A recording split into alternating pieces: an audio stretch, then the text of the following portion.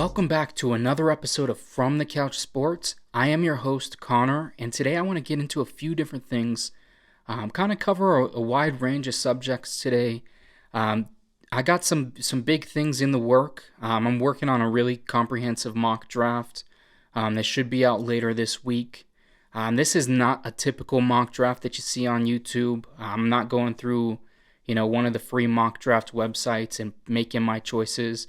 I'm going to give like a full-on detailed analysis of each player and each pick and everything. So stay tuned for that if you're big into the NFL content. But to start today off, I want to talk about the MMA events that we had this past weekend. So on Friday night, we had Bellator 277. And then on the Saturday after, we had another UFC Vegas card. This was Bilal Muhammad and Vicente Luque, their second bout facing each other. But to start, the night on Friday, I only want to talk about the two main events. I didn't watch the entire card, so I don't have the best fights outside of this. I watched a couple of the main card fights and then the main events. But these things that kicked off. So the light heavyweight Grand Prix has been going on for the last year or so, and this was the finale. This is going to be for the light heavyweight winner of the Grand Prix. The winner was supposed to walk away with a check for $1 million. And coming into this fight, this was Nemkov, the current champion of Bellator at light heavyweight, and Corey Anderson, the former UFC contender who went over to Bellator and has been undefeated ever since. And this was a fun fight while it lasted. So, the first round it was pretty close. I think Nemkov might have had the slight edge as far as the striking goes. But as the fight progressed, you could see Corey Anderson starting to kind of take over. His grappling, his wrestling was just dominant. And it came into, I think it was the third or the fourth round. And Corey Anderson was on top. He was trying to come down with some elbows. And he literally, I think he missed the elbow and he landed a headbutt. It was an inadvertent illegal strike. But the headbutt completely busted Nemkov open. He split open right above his eye line. And was bleeding like crazy, not able to continue the fight. So because of this, unfortunately, the fight was ruled a no contest. I think it's kind of unfortunate to both fighters because, Nemkov wasn't completely out of it. So maybe he would have had a chance to continue to win, and I don't think any of the fighters actually received the $1 million check. And then on Corey Anderson's side, it's he's getting in the groove of things. He's starting to dominate the fight. And it looks like things are going his way. He's finally on the verge of, realizing one of his lifelong dreams of becoming a light heavyweight champion. And just to have it ripped away from, something that you didn't do on purpose. It was a complete accident. That was a tough, and it's that was a tough way to start for the co-main. And then the main event was AJ McKee versus Patricio Pitbull, and this was the rematch. Last year, McKee won. I think it was in a minute and a half. He took the belt. He was still undefeated, so he decided to take the rematch, trying to remain undefeated. And he went into this fight, and it was you could tell it was totally different than when he was chasing the belt, when he was trying to win the belt.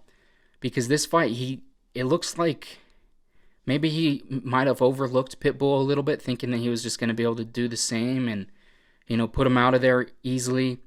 And, Pitbull, I think this was a close fight. You see some people say someone's robbed whenever. It seems like, if a close fight happens, then whoever's a fan of AJ is going to say AJ was robbed. Or vice versa. If Pitbull had lost and it was a close fight, people would have said Pitbull was robbed.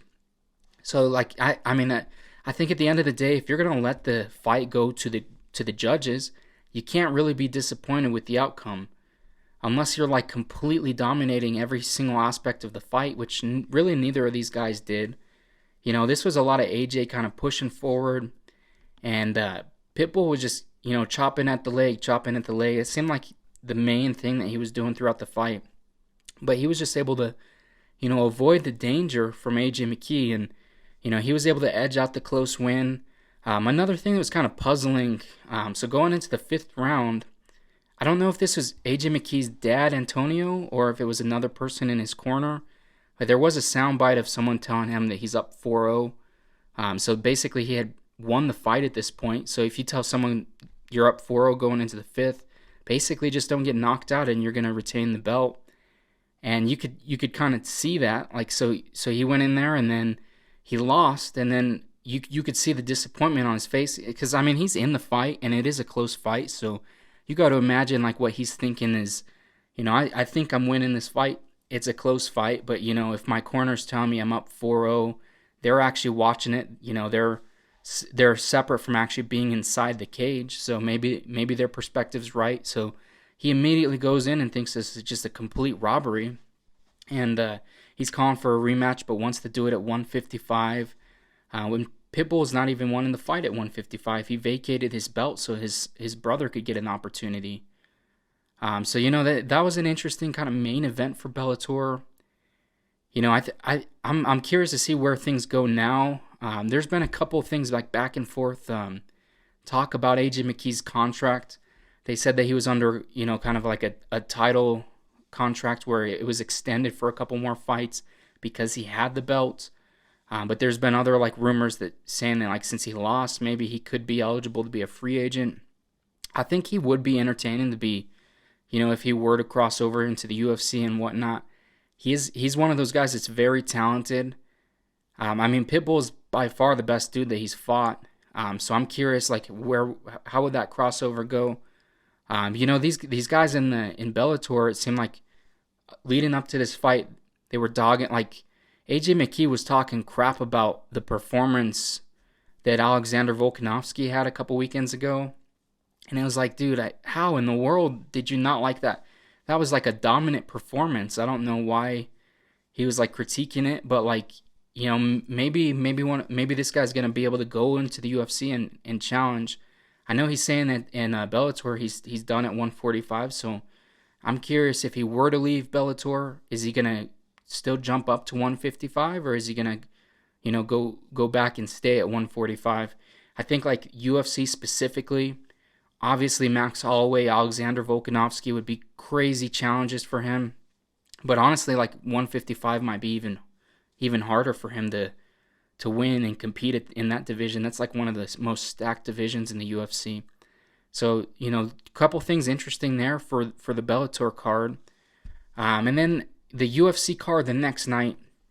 I think what happens is like the UFC, they got to continue to put out fights, and like they'll stack certain fight cards up so they're just completely loaded.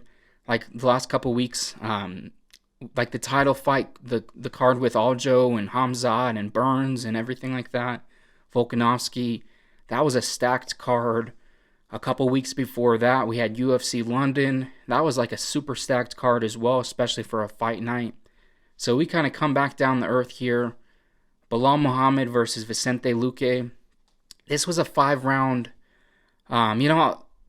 It's interesting to see like people's reactions to a fight like this, because Belal Muhammad, like he fights like this in almost every one of his fights.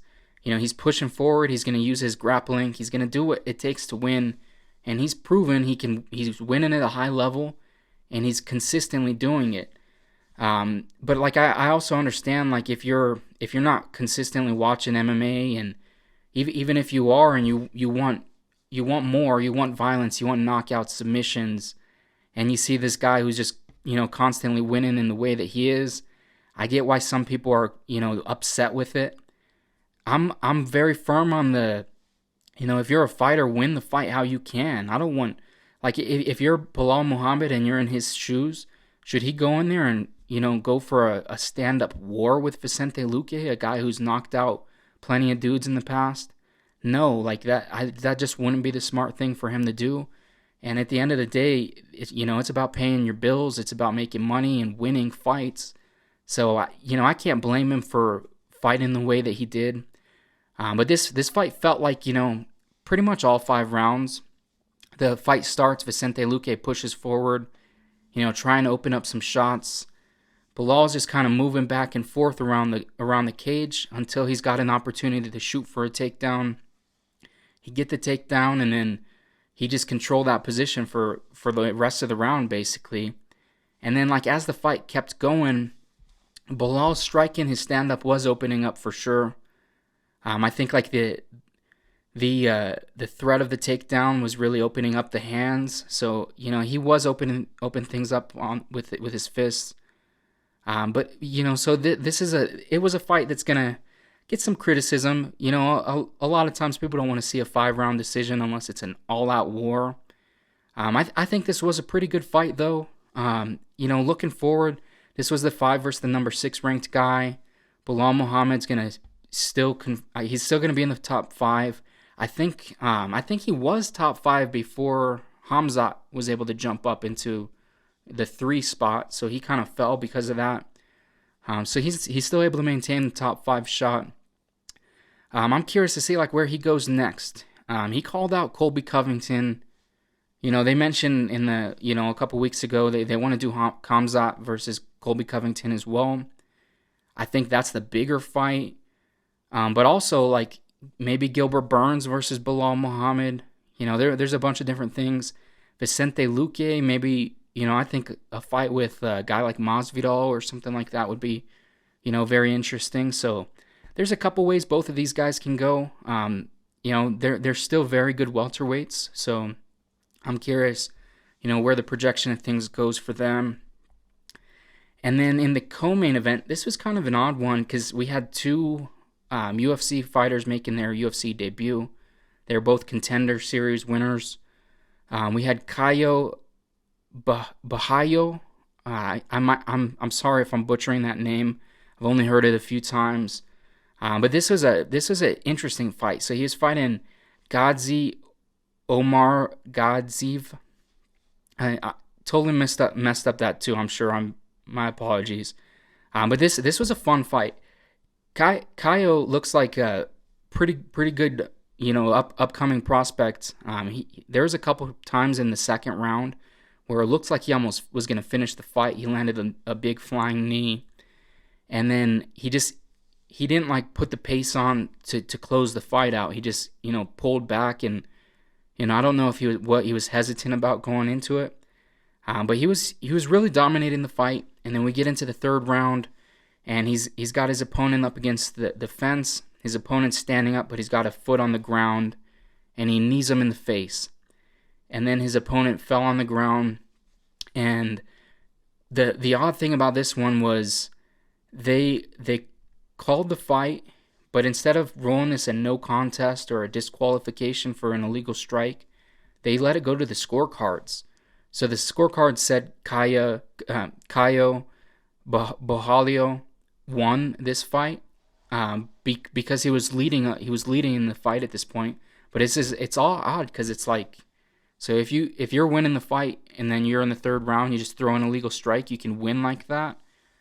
And I know a lot of people are like referencing the Petr Yan versus Aljamain Sterling, the first fight.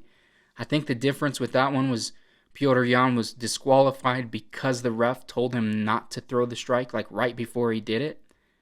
Where this fight, not the exact same thing didn't happen, but nonetheless, it was very interesting. And then there was another fight on the prelims that was like this as well, with Chris Barnett.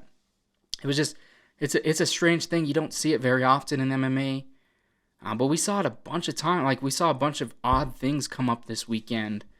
So that was the UFC card. I don't fully get to watch the full prelims and everything, so I don't have a whole lot to talk about the rest of the fight. I think Andre Fiallo had a nice knockout win as well. I think he was the 3rd spot on the main card. And then I want to move on. I want to talk about a couple other things. The other big, non-MMA fight, but it was a boxing event this weekend, was Errol Spence versus Ugas. And this coming into this fight, everybody's gassing up Ugas, and saying like, this guy beat Manny Pacquiao. I think he's 27-4 coming into this. Basically saying like this is the biggest threat Errol Spence has had, and Errol Spence just dominated this entire fight basically. Like he's pushing forward. Ugas isn't even really throwing many strikes back, and Spence is just teeing off on him. Ugas is like, he's got his hands up, he's playing defense, but Spence is you just throwing combinations, he's throwing body shots, he's throwing tons of uppercuts. He made it to the point where his opponent couldn't even see out of one of his eyes, basically. It was like almost shut. And like he just completely dominating the fight. There was one moment where Spence got rocked, though. So what had happened is his mouthpiece came out, and it looks like he pointed at it, and it looked like the ref was going to jump in and put a break in the action. So he kind of looks away from his opponent, which obviously this is boxing. One of the main rules of boxing is protect yourself at all times. But like the referee does this kind of weird thing where he like steps in like he's gonna stop it, and then he steps out and then allows Spence to get he gets not dropped, but Ugas landed like, I think it was like a nice 1-2, just clean punch. And you could tell Spence was like rocked, and he's kind of falling back. A lot of people said that it should have been considered a knockdown because he was saved by the ropes. But after that, he still just completely dominated the rest of the fight. Even in that round after he got clipped, he went on and I think he had like 100 strikes in that round or something like that. He completely dominated, and then he was able to get the finish later in the fight. And so, going forward for Errol Spence, I think everybody wants to see Terrence Bud Crawford versus Errol Spence to unify the belts. I don't want to see any of this nonsense boxing politics. I don't want to see Errol Spence get some no-name mandatory fight that he needs to go do, or Terrence Crawford have some random mandatory come up. I want them to make this fight. This is what everybody that loves boxing wants to see. The best fighters in the world fighting against each other. Two guys that are undefeated and pretty much in the prime of their career. I know Terrence Crawford is a little bit older, but he's still been dominating as of late. So it's like, let us see this fight. Don't delay the fans this. This is what we hate about boxing is this fight should have been made years ago, and it still hasn't been made. So let's do the fans justice. Let's make this fight happen. And if that fight does happen, I'm super excited. Honestly, I think they're both super talented boxers. I don't even know who would be the favorite going into it. I think it could be a toss-up as far as who's better, Spence or Crawford. But I definitely want to see that. And then I want to wrap up and talk a little bit about the NBA, and then we'll move on, cover a couple NFL things before we wrap up. Probably be a little bit shorter of an episode than usual. We haven't had a whole lot of sports to cover. The NBA playoffs kind of just started, so I don't want to go fully in depth with everything. We'll talk about a couple games and whatnot, and then some of the NFL things are coming forward with the draft and everything. So I'm really gearing up for that, for draft season. But for the NBA playoffs, to touch on a couple games that stood out, at least in the first, I think for game one, the Celtics were able to beat the Nets. This was a super close game. They were down by 1 point, and with the last second shot, basically. It wasn't even a shot. It was more of like a layup by Jason Tatum. But Tatum was able to win the game. That was despite Kyrie Irving having a huge game. And they're able to take game one, which is big for the Celtics because I feel like the Celtics are one of the hottest teams in basketball. They started off the season really bad, and then they climbed their way up to the 2 seed in the East. And it seems like they're not getting the credit that they deserve. People are already counting them out against the Nets, which, I think this is going to be a very close series. But taking game one is a big step in the right direction for them. They win that. Now that they take the lead over the team that's perceived as to be the better team in this. And then, another cool thing about the Celtics, guard Marcus Smart just won Defensive Player of the Year. And, not only did he win Defensive Player of the Year, he was the first guard to win the award since 1996. So, over 25 years since someone has won this award. The last person that won was Gary Payton, one of the all-time greats. So Marcus Smart winning this award, that's huge. That's good to see. Celtics are one of the best defensive teams in basketball. So we'll really see, how things progress with the Celtics, how the rest of this Nets Celtics series goes. And then the other NBA game I wanted to touch on, the Minnesota Timberwolves, the number 7 seed as well, going against the number 2 seed Memphis Grizzlies. The Timberwolves just took the first game. I think they won by 13 or 15 points, something like that. And Anthony Edwards just, there's been moments throughout like his first 2 seasons where he just looks like he's the dude.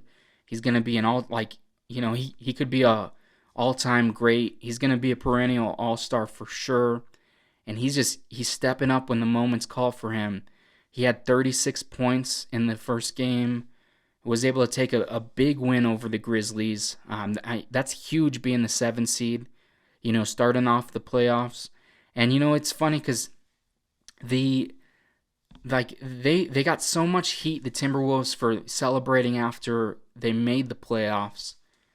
And there was I don't know which player mentioned this, but like they were talking about how the Grizzlies haven't been in this spot for a while either. Like, they have seen more success, but this team, the Grizzlies that they have now, it's relatively younger, and this isn't like the same playoff team that had Zach Randolph or anything. These are younger guys, so they're in a similar position to the Timberwolves, which is interesting. So it is a 2 versus 7 seed, but I'm curious how the rest of this series is going to play out. Are the Grizzlies going to kind of make that step and take control back of the series? We will see. And then for the Sixers Raptors, at this point the Sixers are up 2-0. And the first game, Tyrese Maxey had 38 points in game 1. So that was crazy to see as well. I think the Sixers got to be the favorite in that series regardless of everything else. I know Scotty Barnes, twisted his ankle, so he was injured. But we'll see how the rest of that series goes. I think Tyrese Maxey being the leading scorer in the first game kind of stood out to me. But moving from the NBA, I want to talk on a couple NFL moves. So this last week, Stephon Gilmore, former New England Patriots and Buffalo Bills corner, and then for a short time this year, he played on the Panthers. He signed a 2-year, $23 million deal with the Indianapolis Colts. And I really like this move. Gilmore isn't like I don't think he's still like a top 5 corner in the league. At least he wasn't last year. But he can still be an elite guy. And them picking him up for, not a whole lot of money, but also like the fact that they traded Rock Ya-Sin earlier in the offseason for Yannick Ngakoue. So they're able to improve the DN spot. It opened up a cornerback hole, but they got a better corner to fill the place with Stephon Gilmore. So I really like this move. I think the Colts are going to have a really dominant defense.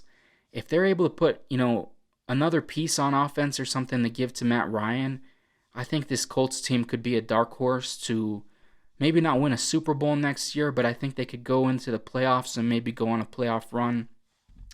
Just my opinion, I think like their defense is just that good. And then if things work out with Matt Ryan, then like the sky really is the limit for this team. And then the last NFL move I want to touch on, this just came out today. Denzel Ward, the cornerback for the Cleveland Browns, just signed a 5-year, $100.5 million extension, which comes out to about $20 million per season. So the Browns are able to lock up their corner. He is one of the better corners in the NFL, and he gets paid a massive deal for it. I'm curious, I know the Browns have kind of put things together with the Watson contract. So like this year, for example, he doesn't have hardly any cap hit. So I'm curious, how are things going to work out over the long term? Because you got Myles Garrett, Deshaun Watson, there's a lot of guys getting paid a lot of money. So we'll see how things go in the future with the Browns. But I do like that move. I think Denzel Ward is a really good corner. I think retaining him is good. And, Like with the way that the market seems to be swinging, like we could be seeing another corner get paid 25 mil a year next season. So they're able to lock him down now. Maybe it is. I think it's the most expensive corner in the league, the highest contract. So maybe it's a lot now, but here in 2-3 years, it won't. It probably won't be that much for a really good young starting corner in the NFL. But that kind of wraps everything up today that I wanted to cover. If you like the content, please like and subscribe to the channel. Like I said, I got a lot kind of in the works. I've got a mock draft that I've put tons of hours into that's coming out this week. I think it'll be one of the better mock drafts you'll see on YouTube for sure. But thanks for tuning in, and as always, stay tuned for the next one. Thanks.